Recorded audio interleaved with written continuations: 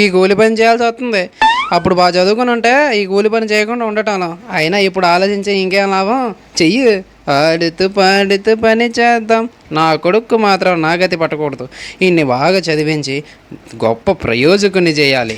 నానా నేను రేపటి నుండి బడి మానేస్తున్నా. ఏమైందిరా? నాకు ఆ స్కూల్ పద్ధతి ఏం నచ్చలేదు. ఏమరా టైం టేబుల్ ఏమైనా మార్చేసినారా? టైం టేబులే కాదు నాన్న, టైం టేబుల్తో పాటు టీచర్లు కూడా మారిపోయారు. అదేటలాగా? అదే నాన్న, నాకు ఒకటి అర్థం కాదు. ఒక టీచర్ వచ్చి ఒకే సబ్జెక్ట్ చెప్తాడు, మేము మాత్రం అన్ని సబ్జెక్ట్ చదవాలా? ఇదెక్కడ న్యాయం నాన్న? అందుకే స్కూల్ మానేద్దామని డిసైడ్ అయిపోయా. ఏరా స్కూల్ మానేస్తావా? స్కూల్ మానేస్తారా నువ్వు? సత్తనా కొడుకా. కూలి పని చేద్దాం, కూలి పని చేయి. ఆరుగురు టీచర్స్ వచ్చి సబ్జెక్ట్ వారీగా నీకు జ్ఞానాన్ని అందిస్తుంటే నువ్వు పెద్ద జ్ఞానవంతులా ఫీల్ అవుతున్నావా? నువ్వు ఒక సబ్జెక్ట్ చదివితే న్యాయం, వాళ్ళు 6 సబ్జెక్ట్స్ బోధిస్తే అన్యాయమా? అయినా ఇవన్నీ ఎక్కడ నేర్చుకుంటున్నావురా? ఆగు నాన్న, ఇవన్నీ స్కూల్లోనే నేర్చుకున్నా. అయినా అన్ని సబ్జెక్టులు చదివేయడానికి మాదేమైనా రోబో మైండా? అయినా వాళ్ళు ఒకే సబ్జెక్ట్ చదివి టీచర్ ఎలా అయిపోయారు రా బాబు. ఒరే ఎదవా, వాళ్ళు ఒకే సబ్జెక్ట్ చదివి టీచర్ అవ్వలేదురా.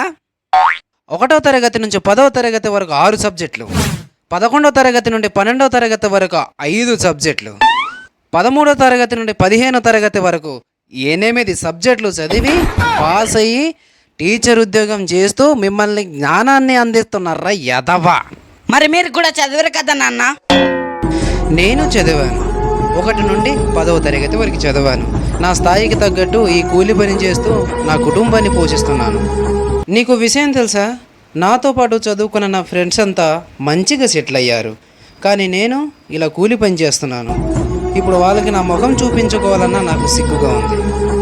అంటే నువ్వు చేయలేని పనిని నా చేత బలవంతంగా చేయిస్తున్నావా? నేను నిన్ను బడికి పంపేది ఊరికి తీర్చుకోవడం కోసం కాదు, నువ్వు భవిష్యత్తులో బాధపడకుండా ఉండడానికి. అయినా నీకు ఇప్పుడు ఇది ఏమీ అర్థం కాదు. మరి మీరు ఎందుకు ఈ కూలి పని చేస్తున్నారు? మీరు కూడా మీ ఫ్రెండ్స్లుగా ఓ డాక్టరో కలెక్టరో అయి ఉంటే నాకు ఈ కష్టాలు ఉండేది కాదు. అది కాదు నాన్న, నేను చదువుకునే టైంలో నేను బాగా చదువుకోలేకపోయాను, అందుకే ఈ కూలి పని చేస్తున్నా. నువ్వు నాలా కూలి పని చేయకుండా ఉండడానికి నిన్ను స్కూల్కి పంపిస్తున్నా. నువ్వు రోజు స్కూల్కి వెళ్ళి గొప్ప ప్రయోజకుడు అవ్వాలి నాన్న. నేను వెళ్ళను. నువ్వు వెళ్తున్నావు. నేను కష్టపడ్డ ప్రతి కష్టానికి ఫలితాన్ని నువ్వే తీసుకొస్తున్నావు. భవిష్యత్తులో నువ్వు గొప్ప ప్రయోజకుడిని అవుతున్నావు, అంతే. అంటే మీరు ఇంత కష్టపడి చదివించేది నా భవిష్యత్తు గురించే నా నాన్న? ఈరోజు నుండి నేను రోజు స్కూల్కి వెళుతా, కష్టపడి 6 సబ్జెక్టులు నేర్చుకుని గొప్ప ప్రయోజకుని అవుతా నాన్న. నా వల్ల ఏమైనా ఇబ్బంది పడి ఉంటే నన్ను క్షమించు నాన్న, క్షమించు.